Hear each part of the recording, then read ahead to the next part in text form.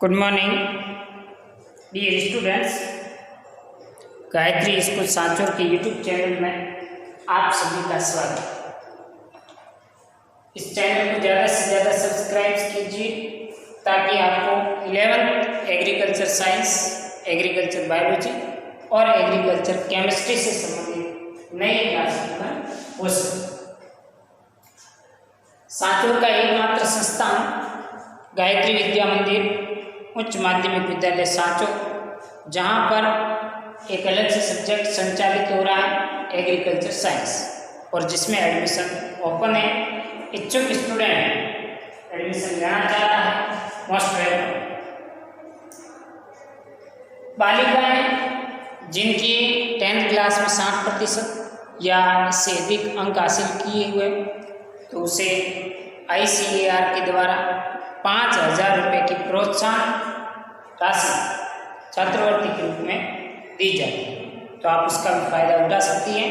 और बालिकाओं के लिए भी एडमिशन ओपन है, तो आज ही अपना रजिस्ट्रेशन करवाएं गायत्री विद्या मंदिर सांचौर।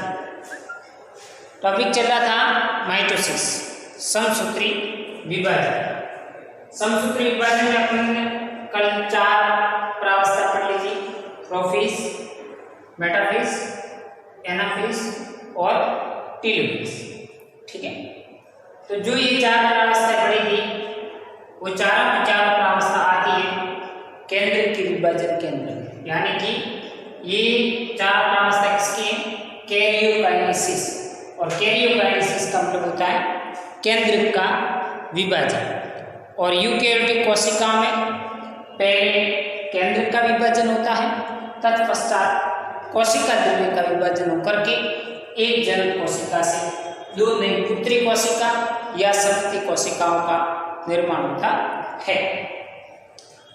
तो कैरियोकाइनेसिस कोशिका में केंद्र का विभाजन होना कैरियोकाइनेसिस कहलाता है, जिसमें प्रोफेज, मेटाफेज, एनाफेज और टेलोफेज जैसी प्रावस्थाएं देखने को मिलती है। और इन प्रावस्थाओं के बारे में कल की वीडियोज में अपन डिस्कस कर चुके थे। आज का अपना जो टॉपिक रहेगा वो रहेगा साइटोकाइनेसिस। साइटोकाइनेसिस का मतलब होता है कोशिका द्रव्य का विभाजन। अब यहाँ पहले स्टेप, दूसरा स्टेप, इन दोनों स्टेप में तो है केंद्र का विभाजन। एक जनक कोशिका पेरेंट सेल, पेरेंट सेल का ये केंद्र, और इसके बाहर में और जो पदार्थ पाया जाता है ये है कोशिका द्रव्य। ठीक है, और यहाँ पर 2 शब्द आता है, ये है कोशिका द्रव्य। कोशिका द्रव्य, ये जो तरल द्रव्य पदार्थ दिखाई दे रहे हैं, और केंद्र। कोशिका द्रव्य और केंद्र दोनों को मिलाकर के कहते हैं जीव द्रव्य। ठीक है, दोनों ये दिए केंद्र प्लस कोशिका द्रव्य क्या कहलाता है? जीव द्रव्य कहलाता है। अब इसमें पहले केंद्र का विभाजन होगा, जिसके कारण गुणसूत्र है, इसके क्रोमैटिड्स, समसूत्री विभाजन की बात कर रहे हैं तो गुणसूत्रों की संख्या तो इसमें समान बनी रहेगी, और गुणसूत्रों की संख्या समान बनी रहेगी। तो केंद्र विभाजित होकर के क्रोमैटिड्स है वो एक कोशिकाओं में आधे हो जाते हैं, तो गुणसूत्र है वो समान रहेंगे। इस प्रकार से केंद्र विभाजित होकर के एक ये कोशिका बन जाती है, दूसरी ये कोशिका बन जाती है, और इनमें क्रोमैटिड्स है वो आधे हो जाते हैं। जैसे ही केंद्र का विभाजन हो जाता है, उसके पश्चात है वो कोशिका द्रव्य का विभाजन होना स्टार्ट होता है। और आपको यहाँ पर दिखाई नहीं दे रहा है कि बाहर से आउट टू इन मतलब बाहर से अंदर की ओर कोशिका में विदलन होता है, या एक खांच बनती है, और खांच के माध्यम से धीरे धीरे ये खांच है वो आकर के आपस में इस प्रकार से जुड़ जाती है, जिसके कारण ये कोशिका इसमें रह जाती है, ये कोशिका इसमें रह जाती है, और दोनों कोशिकाओं का अपना स्वयं का केंद्र हो जाता है, और स्वयं का कोशिका द्रव्य अलग होकर के एक नई संतति, 2 नई संतति कोशिकाओं का निर्माण कर लेती है, जिसमें गुणसूत्रों की संख्या है वो समान बनी रहती है। तो यहाँ से लगा करके यहाँ तक की प्रोसेस है वो है कैरियोकाइनेसिस, और यहाँ से यहाँ तक की प्रोसेस है वो आपकी साइटोकाइनेसिस। ये है डायग्रामेटिक तरीके से मैंने आपको बता दिया। अब थ्योरेटिकल पोर्शन है वो इसका डिस्कशन करेंगे कि साइटोकाइनेसिस क्या होता है, किस प्रकार की इसमें प्रोसेस संपादित होती है। जैसे लक्ष्य, एक केंद्र का दो केंद्रकों में विभाजन कैरियोकाइनेसिस या केंद्रित विभाजन कहलाता, और इसके बाद कोशिका द्रव्य का विभाजन होता है। तो ये कल अपन ने जो वीडियो पढ़ा प्रोफेज, मेटाफेज, एनाफेज, टीलोफेज, ये था कैरियोकाइनेसिस। कोशिका द्रव्य विभाजन पश्चावस्था के अंत में शुरू होता है, यानी कि ये जो टीलोफेज अवस्था है, टीलोफेज अवस्था के बाद तुरंत कोशिका द्रव्य का विभाजन शुरू हो जाएगा। तो कोशिका द्रव्य का विभाजन टीलोफेज के अंत में शुरू होकर अंत्यावस्था के तुरंत बाद पूर्ण हो जाता है, यानी कि प्रोफेज से पहले पहले, जैसे ही दूसरी प्रोफेज आएगी उससे पहले पहले पूरा हो जाएगा। जंतुओं में कोशिका द्रव्य विभाजन के समय जीव द्रव्य कला में एक संकीर्ण उत्पन्न होता है। ये संकीर्ण धीरे धीरे चारों ओर से गहरा होता जाता है तथा अंत में केंद्र में आपस में मिलने से कोशिका द्रव्य दो बराबर भागों में बढ़ जाता है। तो ये जो आपको 3 नंबर का चित्र दिखाई दे रहा है उसकी मैं बात बता रहा हूँ। अंत में केंद्र में ये दोनों कलाएं आपस में मिल जाती हैं और कोशिका का कोशिका द्रव्य दो बराबर भागों में बंट करके दो संतति कोशिकाएं बनाना, ये प्रक्रिया कोशिका खांच या विदलन कहलाती है। तो ये जो खांच बनी बाहर से अंदर की ओर कोशिका कला अंदर की ओर संकीर्णित होती है। जैसे ही संकीर्णित होती है तो धीरे धीरे आपस में दोनों कला आपस में जुड़ जाती है, जिसको खांच या विदलन कहते हैं, और जिसके माध्यम से दो संतति कोशिकाओं का निर्माण हो जाता है। हालांकि ये अपन ने बात की है वो की है जंतुओं की। किसकी बात की? जंतुओं। जंतुओं में आउट टू इन होता है। जंतुओं में आउट टू इन मतलब बाहर से अंदर की ओर खांच है वो निर्मित होती। अब बात करें प्लांट्स की, पादप में, ये हमने बात की एनिमल जंतुओं में। पादप में कोई कोशिका पादप कोशिका है और वही सेम प्रोसेस है जिसका सबसे पहले केंद्र का विभाजन होगा, और केंद्र के विभाजन के बाद जैसे ही केंद्र विभाजित हो गए जिसके दौरान इन टू आउट, इसमें आउट टू इन यानी कि बाहर से अंदर की ओर खांच बनती थी, लेकिन पादप कोशिकाओं में खांच या विदलन नहीं होता। तो क्या होता है कि ये कैरियोकाइनेसिस हो गया, केंद्र का विभाजन हो गया, जिसके कारण एक केंद्र से दो केंद्र कोशिकाएं निर्मित हो जाती है। अब इसमें क्या होगा कि इसमें इन टू आउट मतलब अंदर से बाहर की ओर एक सेल प्लेट का निर्माण होगा। ये अंदर से इस प्रकार से धीरे धीरे प्लेट बननी शुरू होगी। ये प्लेट जिसको कहते हैं कोशिका पट या सेल प्लेट बनती है, कोशिका पट बनता है। कहाँ से बनता है?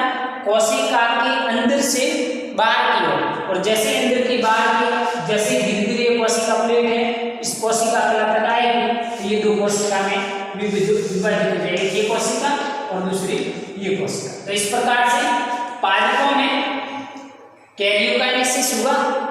कैरियोकाइनेसिस के बाद जैसे ही कोशिका या साइटोकाइनेसिस होने की प्रोसेस आती है तब इसमें इन टू आउट यानी अंदर से बाहर की ओर एक कोशिका पट का निर्माण होता है, और धीरे धीरे कोशिका पट बाहर की ओर जाकर के कोशिका कला को अलग कर देता है और दो संयुक्त कोशिकाओं का निर्माण होता है।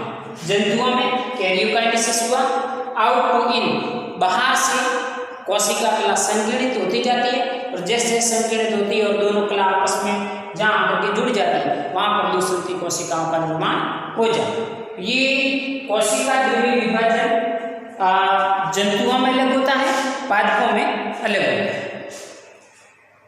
पादप में कोशिका द्रव्य विभाजन अन्य प्रक्रिया द्वारा भी संपन्न होता है।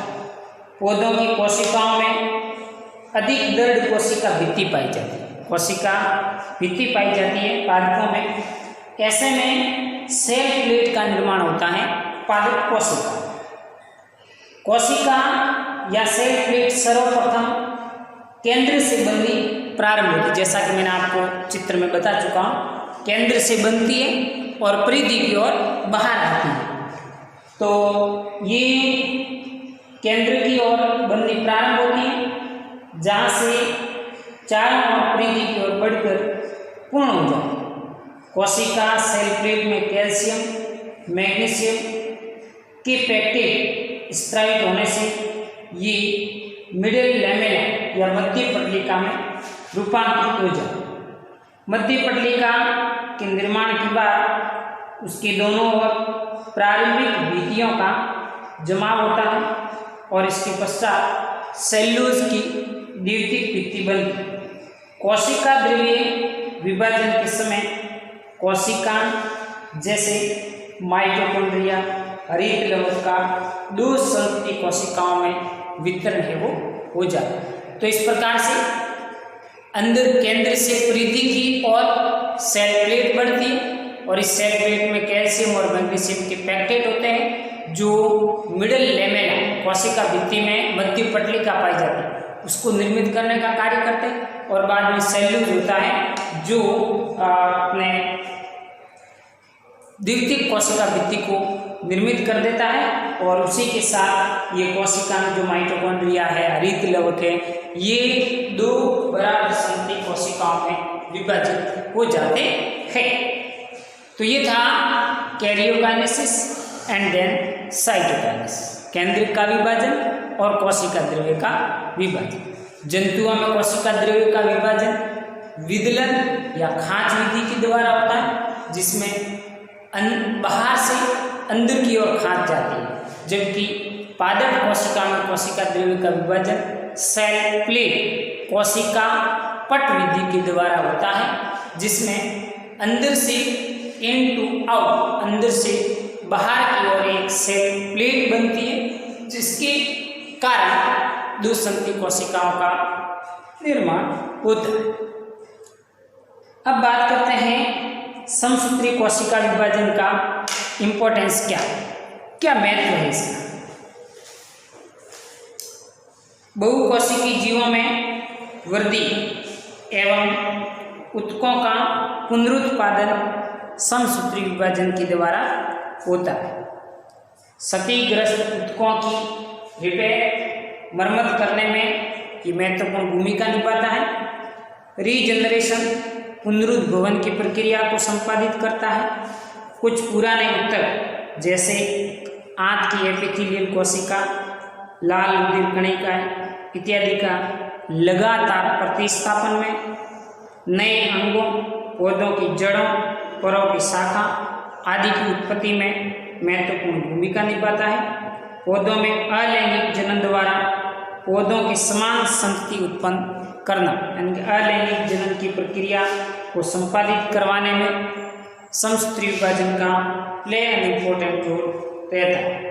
पादपों में अर्धसूत्री विभाजन से उत्पन्न अवनित बीजाणुओं से युग्मकों का निर्माण भी समसूत्री विभाजन से होता है। तो इस प्रकार से युग्मकों का निर्माण करवाने में भी समसूत्री विभाजन प्ले एन इम्पोर्टेंट रोल निभाता है।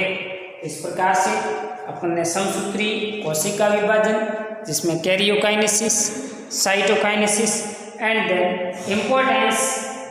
Importance of the meiosis cell division के बारे में डिस्कशन किया। अगले लेक्चर वीडियो में अपन कई मियोसिस सेल डिवीजन यानी अर्धसूत्री कोशिका विभाजन, अर्धसूत्री कोशिका विभाजन की विभिन्न प्रकार की प्रावस्थाएं और इनका इम्पोर्टेंस, महत्व और समसूत्री एवं अर्धसूत्री विभाजन में अंतर के बारे में डिस्कशन करेंगे। Okay, thank you.